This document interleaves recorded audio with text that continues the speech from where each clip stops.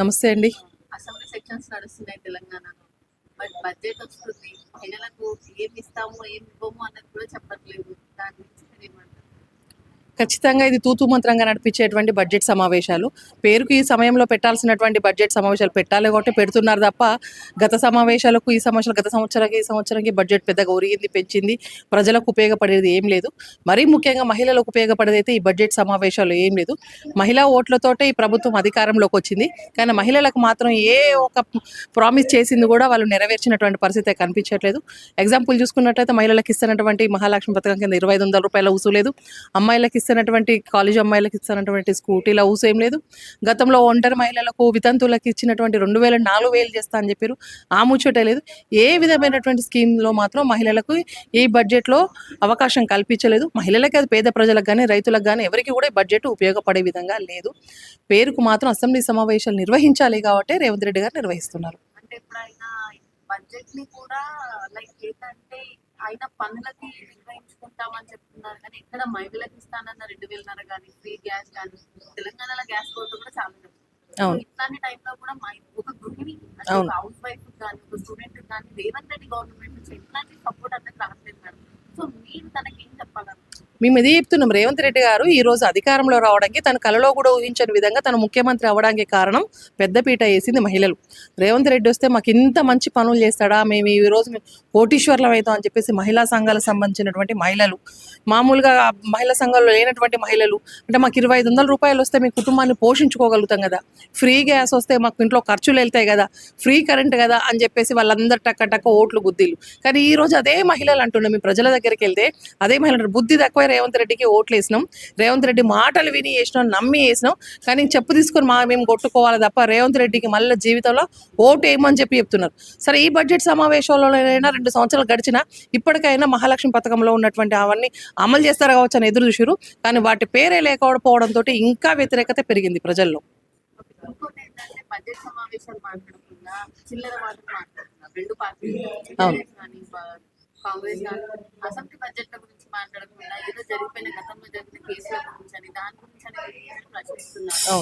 బయటకు వస్తున్నారు, వాకౌట్ చేస్తున్నారు. అందరూ టీఆర్ఎస్ నుంచి వాకౌట్ చేసి బయటకు వస్తే ప్రజల గొంతున ఎవరు వస్తుంది? అదే కనిపిస్తుందండి. ఈరోజు ప్రజల గురించి మాట్లాడే ప్రధాన ప్రతిపక్షమైనటువంటి బీఆర్ఎస్ పార్టీ ఏమీ మాట్లాడట్లేదు. ఈరోజు అసెంబ్లీలో మాట్లాడట్లేదు, ప్రజల సమస్యల మీద కూడా ఎక్కడ మాట్లాడట్లేదు. ఖమ్మంలో గంత పెద్ద ఇష్యూ జరుగుతూ కూడా పెద్ద మాట్లాడలేదు. ఏదో చుట్టం చూపుగా వెళ్ళి వచ్చినటువంటి పరిస్థితి ఉన్నది. ఇక్కడ జరిగినటువంటి హైదరాబాద్లో జరిగినటువంటి హైదరాబాద్లో కూడా చుట్టం చూపుగా లాగా వెళ్ళి కలుస్తున్నారు. కానీ ప్రజల పక్షం నుంచి మాట్లాడేటువంటి పరిస్థితి ఇది ప్రధాన ప్రతిపక్షంగా ఉన్నటువంటి అటు బీఆర్ఎస్ పార్టీ వేస్తలేదు, అధికారంలో ఉన్నటువంటి కాంగ్రెస్ పార్టీ ప్రజల సమస్యలు పరిష్కరిద్దామన్న ఆలోచన లేదు. ఇవాళ వాళ్ళ ఆలోచన మొత్తం వాళ్ళ పార్టీల గురించి మాట్లాడుకోవడం, వాళ్ళని వాళ్ళు తిట్టుకోవడం, అవమానకరమైన మాటలు మాట్లాడడం, దుర్భాషలు ఆడడం చాలా వల్గర్. ఒక సీఎంఐ అయిన హోదాలో ఏం మాట్లాడుతున్నా కూడా తెలియనటువంటి పరిస్థితి ఉన్నది. అదే ప్రతిపక్షంలో ఉన్నటువంటి వాళ్ళు అదే మాట్లాడతారు. ఇది ఒక పంచాయతీకి ఒక వేదిక లాగా ఉన్నది తప్ప ప్రజలకు ఉపయోగపడేటువంటి అసెంబ్లీ లాగా అది అనిపించట్లేదు. ఒకప్పుడు అసెంబ్లీ సమావేశాలంటే అందరు టీవీ దగ్గర కూర్చొని వీక్షించేవారు. ఏం జరుగుతుంది అసెంబ్లీ సమావేశాల్లో, చర్చ ఏం పెడతారు, ప్రజలకు ఏం ఉపయోగపడుతుంది. కానీ ఈ రోజు 2 పార్టీలు 3 పార్టీలు గొడవ పడుతుంటే వినడమే జరుగుతుంది తప్ప అసెంబ్లీలో మంచి సుదీర్ఘమైన చర్చ ఏమీ జరగట్లేదు. అసెంబ్లీ బడ్జెట్ లో ఏదైతే సులభంగానం దాని గురించి మాట్లాడుతున్నాం. ఇంకోటి ఏంటంటే ఏదైతే అమలు చేస్తానన్న హామీలు ఉన్నాయో అవన్నీ పక్కకు పెట్టేసి వచ్చిన బడ్జెట్ నుంచి ఏదైతే మన గాంధీ స్టాచ్యూ గురించి అయితే ఉన్నాడో ఆ బడ్జెట్ గురించి మాట్లాడుతున్నాడే తప్ప పబ్లిక్ సమస్యల గురించి సీఎం అయ్యి ఉండి మాట్లాడలేదు సీఎం రేవంత్ రెడ్డి గారు. మేము అదే అంటున్నాం. ఈరోజు మహిళల ఓట్లేసి గెలిచినటువంటి ముఖ్యమంత్రి రేవంత్ రెడ్డి గారు 2500 రూపాయల ముచ్చట పక్కన పెట్టేసిండు, తులం బంగారం ముచ్చట పక్కన పెట్టేసిండు. బంగారం ధర పెరిగింది ఇప్పుడు ఇయ్యలేనని చెప్పేసి అంటాడు. బంగారం ధర పెరుగుతుందా లేదా మీరు హామీ ఇచ్చేటప్పుడు ఆలోచించుకోవాలి. బంగారం ధర పెరుగుతుందా లేదా అని ఇప్పుడు ఆలోచించరు కాదు కదా. ఎట్లయినా చెప్పేసి నేను ఇస్తానని చెప్పేసి హామీ ఇచ్చారు. ఇవాళ అధికారంలో ఏ విధంగా మీరు ఇచ్చిన హామీ నిలబెట్టుకోవాలి. కనీసం ఈ బడ్జెట్ సమావేశాలలోనైనా తులం బంగారం గురించి, స్కూటీల గురించి, మహాలక్ష్మి పథకం గురించి వస్తుందని చెప్పి మహిళలు ఆసక్తిగా ఎదురు చూసారు. ఇంకా రాదు అని చెప్పేసి వాళ్ళు నిరాశ చెందినటువంటి పరిస్థితి ఉన్నది. మీరు దయచేసి ఇప్పటికైనా ఆ విధంగా మాట్లాడండి. ఇంకా టైం ఉన్నది. ఈ టైంలోనైనా మీరు ఇస్తున్నటువంటి తులం బంగారం గురించి మాట్లాడండి. లేదంటే మాత్రం మీరు పబ్లిక్లోకి వస్తే మాత్రం ప్రజలు ఊరుకోరు, మరీ ముఖ్యంగా మహిళలు ఊరుకోరు. మీ మీద దుమ్మెత్తి పోసేటువంటి పరిస్థితి ఈరోజు తెలంగాణ రాష్ట్రంలో ఉన్నటువంటి మహిళల్లో కనిపిస్తుంది. అంత వ్యతిరేకత కనిపిస్తుంది. ఇంత తక్కువ సమయంలో ఇంత చీ అనిపించుకున్నటువంటి ముఖ్యమంత్రి ఫస్ట్ రేవంత్ రెడ్డి. ఇంకోటి ఇలానే కాదు, టీఆర్ఎస్ గవర్నమెంట్ హయాంలో కూడా ఇలాంటి పథకాలు మహిళలకు ఇస్తామని చెప్పి హామీ ఇవ్వలేకుండా సో వాళ్ళు అలానే ఉన్నారు, వీళ్ళు అలానే ఉన్నారు. సో దానిపైన మీ జాగృతి పార్టీ నుంచి మీరేమంటారు?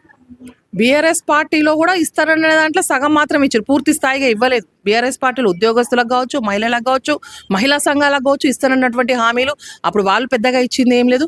వాళ్ళు చెప్పడం మాత్రం బాగా చెప్పిండ్రు, అధికారంలోకి వస్తే మన రాష్ట్రం వస్తే ఇట్లా చేస్తాం అట్లా చేస్తాం అన్నారు. నిరుద్యోగులా నుంచారు, మహిళలా నుంచారు. ఎవరు ఏ రంగంలో ఎవరు అభివృద్ధి చెందలేదు. సరే వాళ్ళు 10 సంవత్సరాల పరిపాలన అట్లా చేస్తారు కదా, వీళ్ళన్నా మంచి చేస్తారని చెప్పేసి ఈరోజు కాంగ్రెస్ ప్రభుత్వానికి అధికారంలో తీసుకొచ్చారు. కానీ ప్రజల గురించి మాట్లాడేటువంటి వ్యక్తులు ఎవరు లేరు. కేవలం ఈరోజు పేద ప్రజల గురించి ఎక్కడైతే నష్టం జరుగుతుందో వాళ్ళ గురించి మాట్లాడేటువంటి ఏకైక వ్యక్తి ఎవరు అంటే శ్రీమతి కల్వకుంట్ల కవితక్క గారు, తెలంగాణ జాగృతి వ్యవస్థాపక అధ్యక్షురాలు గారు మాత్రమే మాట్లాడుతున్నారు. కవిత గారి ప్రస్తావన వచ్చింది కాబట్టి మన ఖమ్మంలో వెళ్ళారు, అక్కడ ప్రజల బాధ చూశారు. సో ఇక్కడ వచ్చి తను దీక్ష అంటే ఒక కఠినంగా దీక్ష చేసి ఆ ప్రజలకు న్యాయం చేయడం జరిగింది. సో ఆ ప్రజలు ఎట్లా మీరు మళ్ళీ ఏమైనా కలిసారా? కలిసిండ్రండి. అక్కడ ఉన్నటువంటి మా జాగృతి లోకల్ కార్యకర్తలు అందరూ వెళ్ళి వాళ్ళని కలుస్తున్నారు. రెగ్యులర్ వాళ్ళకి టచ్లో ఉన్నారు. వాళ్ళకి కావాల్సినటువంటి అవసరాలు కూడా కావాల్సిన వాళ్ళకి ఏర్పాటు చేస్తున్నారు. మా జాగృతి టీం ఎప్పటికప్పుడు వాళ్ళ మంచి చెడు చూసుకుంటున్నారు. అక్కడ అధికారులకు కూడా ఎప్పటికప్పుడు తెలియజేస్తూ ఉన్నారు. ఆ రోజు కవిత కాత దీక్ష చేయబడితే, ఒక ఆడపిల్ల దీక్ష చేయబడితేనే ఈ రోజు ప్రభుత్వం కొంచెం దిగొచ్చి కొంతవరకు న్యాయం చేయగలుగుతుంది. అదే బీఆర్ఎస్ పార్టీలో చుట్టం చుప్పులాగా వేయించేసారు. బీజేపీ పార్టీ వాళ్ళు అట్లనే పెంచారు. కాంగ్రెస్ పార్టీ వాళ్ళు అసలు పట్టింపలేదు, చేసేసిన కూలగొట్టిందే వాళ్ళు. అంటే ఇవాళ కవితక్క పూనుకుంటే తప్ప ఈ రోజు సమస్యల పరిష్కారం అయ్యే పరిస్థితి కనిపించట్లేదు. ఇవాళ ప్రతి ఒక్కరు కూడా ఈరోజు తెలంగాణ రాష్ట్రంలో ఎవరికి అన్యాయం జరిగినా కూడా వాళ్ళందరూ కవితక్క వైపు చూస్తారు. కవితక్క వస్తే మాకు న్యాయం జరుగుతుంది, మా గురించి ఆమె మాత్రమే కొట్లాడుతుంది అని చెప్పేసి ప్రజానీకం అంతా చూస్తున్నారు. ఇంకోటి ఏంటంటే తెలంగాణ కవిత గారు పార్టీ పెడతామన్నారు కానీ కొంతమంది సంతోషపడ్డారు, కొంతమంది ఎందుకు ఆమెని మేము మా ప్రజల్లో ఒక పార్టీ పరంగా ఒక నాయకురాల్లో వచ్చిన మేము ఎందుకు యాక్సెప్ట్ చేయాలి అని అనుకుంటున్నారు. సో అలా అనుకున్న వాళ్ళకి మీరు ఎన్ని పార్టీ తప్పని కవితక్క గారు పార్టీ పెట్టాలి అని చెప్పేసి ఎదురు చూసేటువంటి వాళ్ళు, ఆశీర్వదించే వాళ్ళు ప్రజలు. కానీ ఆమె పార్టీ ఎందుకు పెడుతుంది, ఆమెకు ఏం అవసరం అని చెప్పేసి అటువంటి వాళ్ళు ఒక నాయకులు, అది కూడా మరీ ముఖ్యంగా బీఆర్ఎస్ పార్టీకి సంబంధించిన నాయకులు, మాజీ ఎమ్మెల్యేలు. ఎందుకంటే మళ్ళీ కవిత గారు ఇదే బీఆర్ఎస్ పార్టీలో ఉంటే కాంగ్రెస్ మీద ఉన్న వ్యతిరేకతోటి బీఆర్ఎస్ పార్టీ అధికారంలోకి వస్తుంది కావచ్చు, మళ్ళీ మేము ఎమ్మెల్యేలు, మంత్రులు, ఎంపీలమేతమని అనుకున్నటువంటి ఆశావాహులు చాలా మంది. ఇప్పుడు కవిత గారు లేరు కాబట్టి ఆ పార్టీ నుంచి బయటకు వచ్చి సపరేట్ పార్టీ పెడతారు కాబట్టి ఇంకా బీఆర్ఎస్ పార్టీ అధికారంలోకి వచ్చేలా కనపడతలేదు. ఏమున్నా కవిత గారి వైపు ప్రజానికం అంతా చూస్తారు కాబట్టి మరి బీఆర్ఎస్ పార్టీ అధికారంలో మా పరిస్థితి ఏంది, మేము పెట్టుకున్న ఆశలన్నీ హరిహాశాలు అయితే అని చెప్పేసి వాళ్ళ స్వార్థంగా వాళ్ళు ఆలోచిస్తారు తప్ప ఖచ్చితంగా ప్రజలలో కవిత గారికి మంచి అభిమానం ఉన్నది. వాళ్ళందరూ ప్రేమగా ఎదురు చూస్తున్నారు. మేమందరం కవితక్క గారి కొత్త పార్టీ కోసం ఎదురు చూస్తున్నామని చెప్పి మాతో చెప్తున్నారు.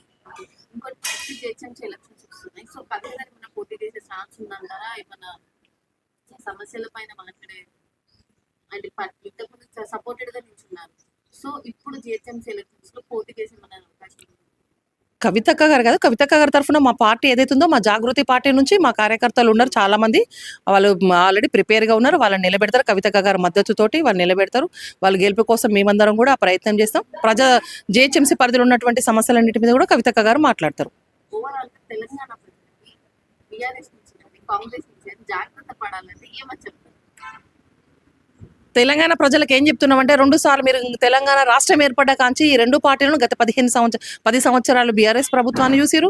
ఈ 2 సంవత్సరాల నుంచి కాంగ్రెస్ ప్రభుత్వాన్ని చూసారు. ఇప్పటికైనా అసలు మీరు అనుకున్నది ఏంది, తెలంగాణ రాష్ట్రం వస్తే మనకి ఏమనుకున్నాము, ఏం జరిగినది, ఏం జరగకుండా మిగిలింది, అవి కవితక్క చేస్తుందని చెప్పేసి మేము ఇప్పటి వరకు జాగృతి జనం బాటతోటి ప్రతి ఒక్క ప్రజల సమస్యలను, ప్రజలు కోరుకునేది ఏంటిది అనేది సేకరిస్తున్నాం. ఆ పద్ధతిలోనే మేము ముందుకెళ్తున్నాం. మీరు బీఆర్ఎస్కి అదేవిధంగా కాంగ్రెస్ పార్టీకి బుద్ధి చెప్పండి. ఒక మహిళ ఎవరైతే ఉన్నారో ఆడపిల్లకు, తల్లికి, పిల్లల కడుపు తెలిసి ఎట్లుంటుందో తెలంగాణ రాష్ట్రానికి సంబంధించినటువంటి పేద ప్రజల యొక్క ఏం కావాలి, నీడ్స్ ఏందన్న కూడా కవితక్క గారికి తెలుసు కాబట్టి మీరు తెలుసుకోండి అని చెప్పేసి